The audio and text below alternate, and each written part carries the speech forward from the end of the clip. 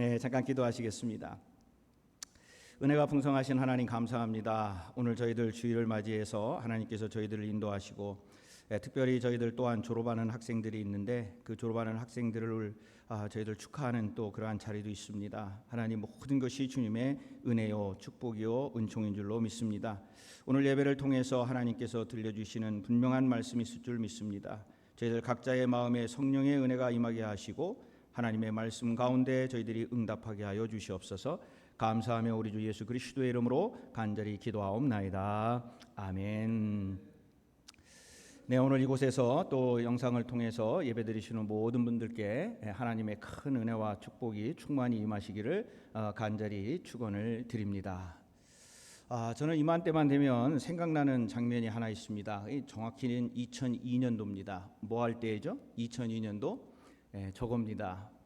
2002년도에 한국에서 열렸던 월드컵 때 저는 이제 미국에서 우리 목사님들하고 특별히 외국 목사님들하고 아마 저 경기들을 많이 봤던 것 같은데, 제가 그 당시에는 이제 미국 교회를 할 때고, 그리고 또 우리가 애뉴얼 컨퍼런스를 할 때라 외국 목사님들 그 호텔 있으면은 거기에서 초대를 해가지고 뭐 그냥 저거를 가르쳐 줬어요. 그냥 뭐 한국 사람이든 아니든 아무 상관이 없이 저걸 어떻게 우리가 부르냐면 대자를 크게 하고 대한민국 그러면 그냥 자동으로 나오게 짜장 이렇게 벌써 누가 자동으로 치시는데, 그때 감정이 아마 요때쯤이었을 거예요. 6월 달인가 아마 요때쯤이었을 거예요. 아마 여름만 되면은 저 생각이 납니다.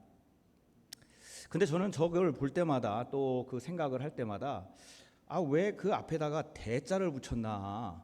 그냥 뭐 한국 그러면 되는데 저기다가 꼭 그런 대자를 붙여가지고 대한민국 그도 대자도 크게 하면서 저렇게 응원을 했을까? 정확히 기억은 안 나지만 아마 그때 같이 응원했던 우리 외국인 목사님들이 저한테 물었던 것 같아요. 왜 대자를 이렇게 붙였느냐? 저게 뜻이 뭐냐? 이렇게 물었던 것 같습니다. 제 기억으로는 저 대자는 큰 대자를 쓰는 거죠. 그래서 크다라는 의미를 가지고 있는데, 이 한국이라는 나라 크고 또 훌륭하고 위대하다라고 하는 뜻에서 대자를 붙이지 않았는가, 저 나름대로 그렇게 해석을 해봤습니다. 사실 유달리 한국 사람들은 이 크다라는 말을 굉장히 많이 씁니다. 그래서 어떠한 것에 그 이름을 붙일 때 대자를 많이 씁니다. 한번 예를 들어볼까요? 여러분 서울에 가시면은 이렇게 도로 표지판이 붙어 있는데 잘 보이시나 모르겠네. 대개 보면은 그냥 올림픽로 이렇게 하면 되는데 뭐라고 붙여 있어요? 올림픽 대로, 강남 대로. 또 뭐가 있습니까? 이 한강을 넘어가다 보면은 제가 기억이 잘 안 납니다만은 반포대교, 천호대교 뭐 이래가지고 전부 다 거기에 대자를 붙이는 거를 굉장히 선호하는 것 같아요. 물론 뭐 크니까 대자를 붙였겠지만 미국에 비하면은 별로 크지도 않은 도로인데도 다 거기에 뭐예요? 대로, 대교 이렇게 붙입니다. 근데 한국만 그러냐? 꼭 그렇지는 않은 것 같아요. 이 미국 사람들도 저 대자를 굉장히 좋아하는 것 같아요. 그래서 뭐 이렇게 얘기하면 great 아니면 grand 이런 단어들을 막 쓰잖아요. 그래서 이 미국이든 한국이든 이 대자, 그래서 크다라고 하는 거에 굉장히 많은 의미를 두는 것이 아닌가 그렇게 생각을 합니다. 자, 그러면 왜 그랬을까? 왜 한국에서도 그렇고 미국에서도 그렇고 왜 그럴까? 아마도 우리 의식 속에는 무엇인가 좀 크고자 하는 마음도 있고, 무엇인가 좀 높이 올라가고 싶은 마음도 있고, 그래서 우리들이 그것을 부르고 이름을 지을 때 대부분 보면은 대자를 붙이는 것 같습니다.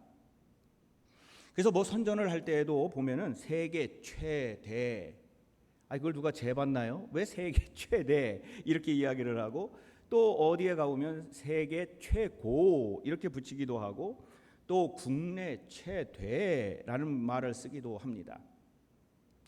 얼마 전에 이 LA 쪽에 어느 교회 광고를 제가 봤는데, 이 광고에도 또 뭐라고 했냐면 LA에서 최고의 교회라고 그렇게 광고를 했어요.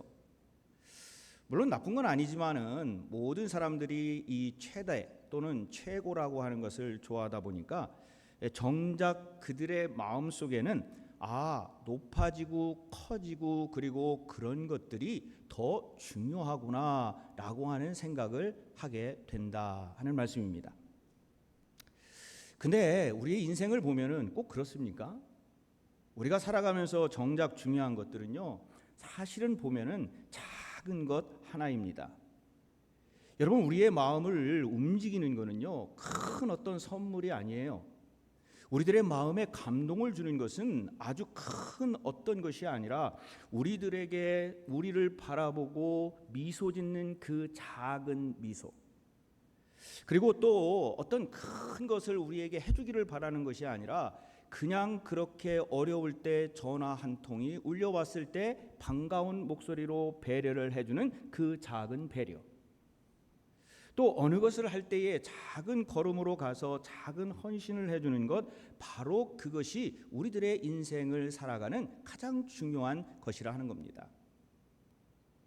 그래서 사실은 처음에 또 가장 작은 것부터 시작해서 우리는 큰 곳으로 나가는데, 아마 그래서 그런 말이 있는 것 같아요. 천리길도 한 걸음부터. 아무리 천리길이라 할지라도 처음에 한 걸음이 없으면 그 천리길을 갈 수가 없다 하는 겁니다. 자, 그러면 이러한 것을 우리의 믿음의 문제에 한번 적용을 시켜보면 어떨까요?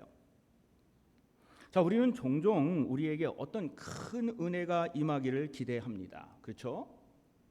그래서 성경의 말씀에 있는 것처럼 어마어마한 은총이 내리고 안진뱅이가 일어나고 그리고 눈먼 자가 눈을 뜨는 기적을 봐야지 그것이 은총이구나, 은혜이구나 라고 생각할 때가 있다 하는 겁니다. 근데 사실은 그런 것보다도 더 중요한 게 뭐냐면, 우리들이 살아가고 있는 인생 하루하루에서 작은 순간순간에 하나님이 나를 터치하시고 하나님이 나를 만져주시고 예수님이 나에게 말 걸어주시고 정말 큰 어떤 이적이 일어나지는 않았다 할지라도 지금 그 하나님이 나와 함께 하시다고 하는 그것, 그러면서 이 작은 것들을 순간순간 하나님의 은혜로 알고 저희들의 삶이 하루하루가 쌓여져 간다면 그것이 바로 은혜이고 그것이 바로 이적이고 그것이 바로 기적이다 하는 겁니다.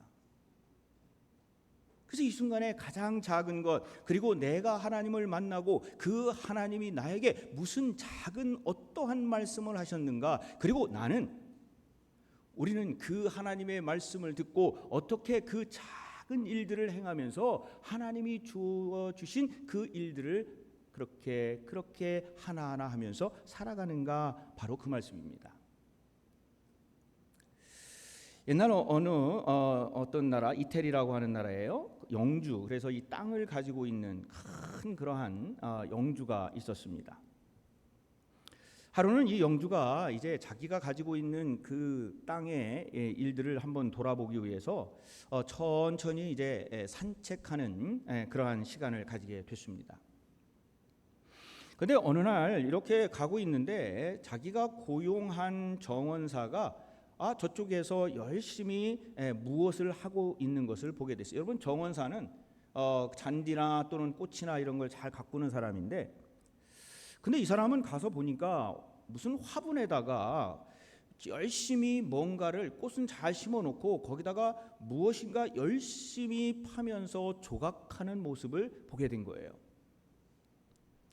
그래서 이 영주가 그 정원사에게 조금 의아해가지고 가서 물었습니다. 아니 여보게, 자네는 여기다 꽃을 잘 심어놓고 꽃이 잘 자라는 것을 지금 보면 되는데, 아니 왜 화분에다가 지금 뭘 하고 있는 건가?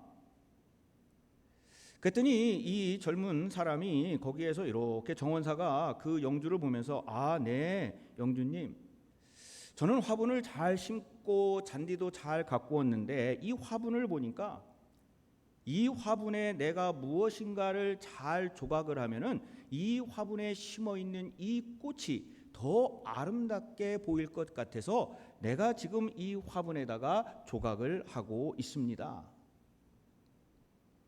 그래서 영주가 물어봤습니다. 아니 그걸 누가 시켰나? 아닙니다.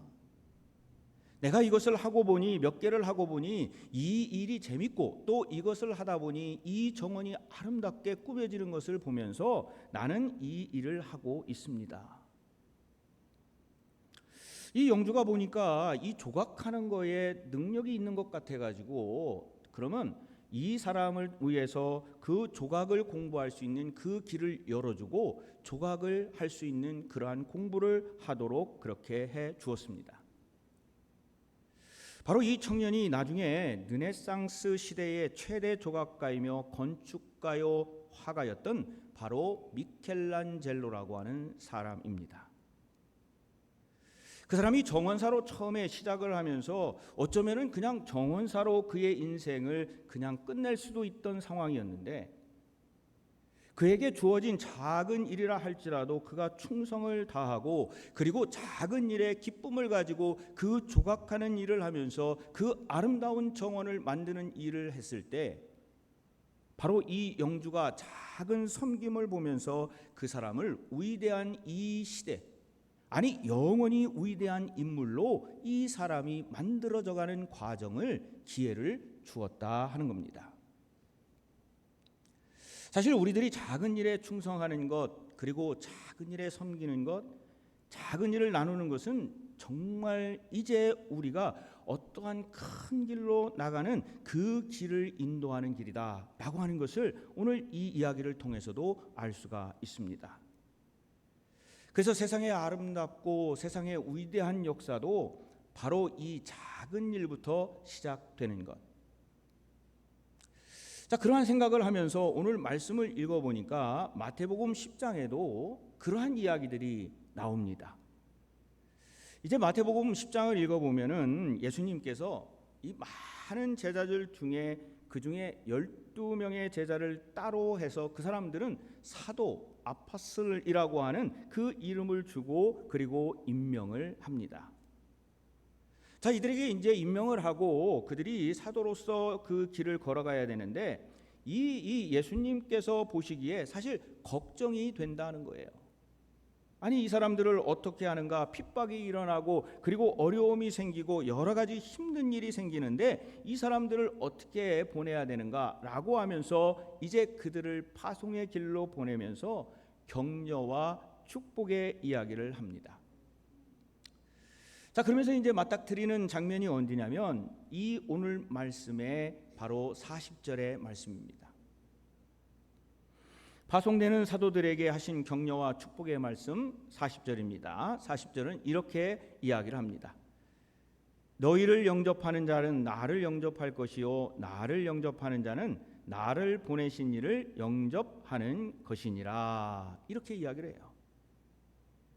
그러니까 그들이 이제 하나님의 말씀을 들고 예수님의 말씀을 들고 가게 되는데 예수님의 입장에서 보면은 저들이 구약 시대에 있었던 사람 그 선지자들처럼 이제 어쩌면은 멸시를 당하기도 하고 어쩌면은 무시를 당하기도 하고 어쩌면은 이러한 어떤 많은 일들을 당하게 되는데 그들에게 하는 말씀은 너희들을 영접하는 사람은 바로 하나님을 영접하는 것이고 나를 영접하는 것이다. 그러니 너희들이 열심히 가서 그 말씀을 전해라 라고 이야기를 합니다. 그래서 41절에서 42절로 가면은 우리들의 작은 일상 속에서 그 속에서 하나님이 주신 일을 행할 때에 그들이 수많은 상을 받을 것이다. 즉 그 준비되어진 상을 받을 것이라 하는 것도 이야기를 합니다. 그래서 저는 오늘 이 말씀을 읽으면서 여기에서 뭘 말씀을 하시려고 이 이야기를 하셨을까? 첫 번째로 보니까 첫 번째로 말씀하시는 것은 작은 자 중에 하나인데 그 작은 자들을 통하여 하나님께서 세상에 복을 주신다. 또 복을 주시기를 원하신다 하는 겁니다. 우리에게 주시는 여러 가지 일들은 아까도 말씀드렸지만 어떤 큰 것이 아니라 작은 것, 작은 자로 이 세상에서 하나님의 일을 행하고 그리고 그 작은 자를 영접하고 그 작은 자를 통해서 하나님의 나라를 만나는 이들은 하나님께서 그들에게 상을 허락하신다 하는 겁니다. 그리고 두 번째로 여기에서 말씀하시는 것은 제자들이 가서 만날 사람들은 바로 지극히 작은 자들인데 그들을 주님처럼 대하라 하는 겁니다. 어느 교회에 한번 예배를 드리러 갔는데 우리 교회에서도 그랬나 모르겠어요. 어떤 목사님께서 인사를 하는데 그런 인사를 서로 하라고 그러세요. 우리 권사님을 만나니 누구예요? 하나님을 만난 것처럼 기쁩니다. 그렇게 인사를 하라고 그러고 또 뭐라고 그러냐면 우리 집사님을 만나니 예수님을 만난 것처럼 기쁩니다. 이렇게 인사를 하라고 그래요. 그래서 제가 저걸 처음에 그 얘기를 들을 때 그런 생각을 했어요. 우리가 내 옆에 있는 집사님, 내 옆에 있는 우리 성도님들을 하나님처럼 대하고 예수님처럼 대한다고 한다면 그 교회와 그 모든 신앙 공동체뿐만 아니라 세상이 정말 평화롭고 화평해지겠다. 아니 예수님을 만난 것처럼 그렇게 대하는데 예수님께 우리가 말을 함부로 할 수가 있겠느냐 하는 말이에요. 우리가 하나님을 만난 것처럼 사람들을 대한다고 한다면 우리가 그 하나님께 어떻게 안 좋은 이야기, 안 좋은 표정으로 그 일들을 하겠느냐 하는 얘기입니다. 근데 오늘 보니까 그 말씀이에요. 바로 이 만나는 작은 사람들, 만나는 사람들을 지극히 작은 자들인데 그들을 대할 때 주님 대하는 것처럼 대하라 하는 겁니다. 그래서 오늘 우리에게 주시는 여기에서 질문은 뭐냐면 제자들이 가서 만나 사역할 사람들이 누구냐 하는 것이고 제자들이 전하는 말씀의 의미가 무엇이냐라는 것을 이야기를 하는 겁니다. 그러면서 제자들이 전해야 될 복음은 사실 큰 어떤 이적이나 큰 어떤 것이 아니라 바로 오늘 제목에 있는 것처럼 냉수 한 그릇이에요. 냉수 한 그릇. 아니 목사님 왜 냉수 한 그릇입니까? 아니 소고기 1등급도 있고 맛있는 진수성찬도 있는데 왜 냉수 한 그릇이에요? 여러분 이 냉수 한 그릇은요 그때 목마른 사람에게 그리고 그 물이 필요한 사람에게 어떠한 소고기 1등급보다도 그리고 진수성찬보다도 더 소중한 게 뭐냐? 냉수 한 그릇이에요. 성경에 보면은 이 냉수 한 그릇의 표현이 세 군데 나오는데 예레미야 18장 14절 찬물이라고 하는 이야기가 나오고요. 잠언서 25장 13절에 추수하는 날에 얼음 냉수 같아서 그래서 냉수라고 하는 말이 한 번 더 나오고 그리고 오늘 읽은 이 마태복음 10장 42절에 냉수 한 그릇이라고 하는 말씀이 나옵니다. 가장 작지만 가장 소중하고 다른 사람들이 무시하지만 그러나 어떤 사람에게는 그것이 하나의 복음으로서 그들을 살리는 생명수와 같은 것이 뭐냐? 냉수 바로 한 그릇이라 하는 겁니다. 그래서 오늘 이 본문에서는 우리에게 주는 말씀은 바로 이런 거예요. 작은 일을 할지라도 그 섬김과 그리고 작은 일 하나하나가 우리들에게 하나님의 말씀을 이어가는 가장 큰 일이다 하는 겁니다. 여러분 사진을 보시면 어제 우리가 뭘 했냐면요. LA 한인연합감리회와 저희 교회가 여름성경학교 VBS를 같이 했어요.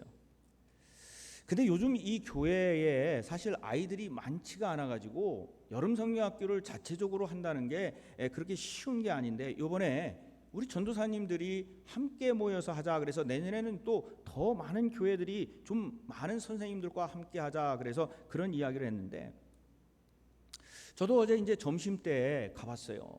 이제 가서 우리 아이들과 놀기도 하고 그다음에 기도하고 그다음에 점심을 먹고 그러고 저는 돌아왔는데 자, 그곳에서 저는요 정말 어제 여름성경학교를 보면서 열심히 땀을 뻘뻘 흘리면서 열심히 섬기는 그 전도사님들의 모습을 보면서 또 그곳에서 덥고 그 더운데 사진 찍어주고 물장구 치고 가가지고 그 아이들과 함께 놀아주는 그 선생님들과 그리고 작은 그 일들을 행하면서도 기쁨으로 정말로 스마일하면서 이 일을 열심히 담당하시는 우리 자원봉사자들을 봤어요.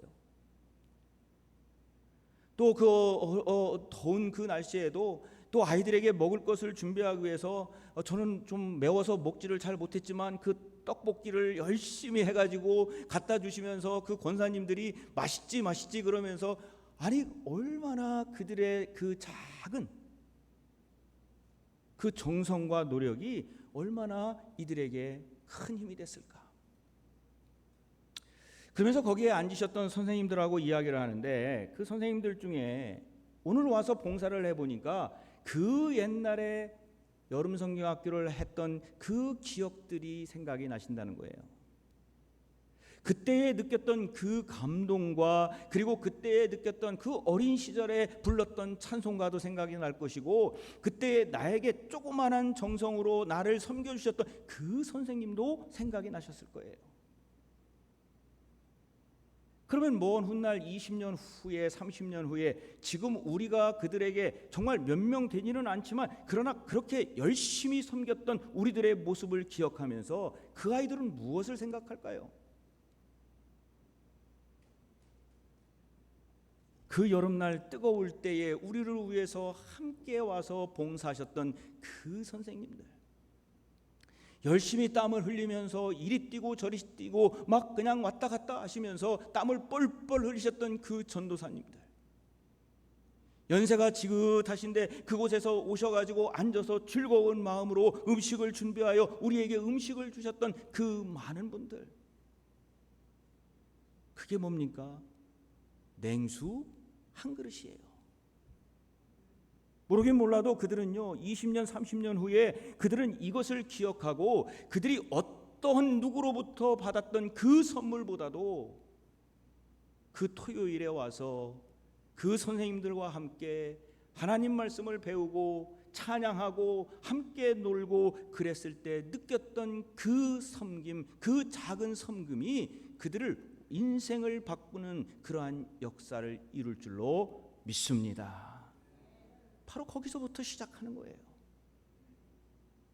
무엇인가 큰 것을 하기 위해서 무엇인가 계획하는 것도 중요한데 정말로 지나가다가 교회의 앞마당에 떨어져 있는 휴지가 있을 때에 그 휴지 하나 주워서 쓰레기통에 넣는 것, 가다가 보니까 꽃이 좀 바깥으로 약간 튀어나와서 이것이 좀 보기 싫어서 허리도 아프고 다리도 아프지만은 그 꽃을 잘라서 쓰레기통에 넣고 아름답게 보이기 위해서 땀을 흘리시는 그 모습이 뭐냐? 그 모습 때문에 저희 교회가 서 있는 거예요.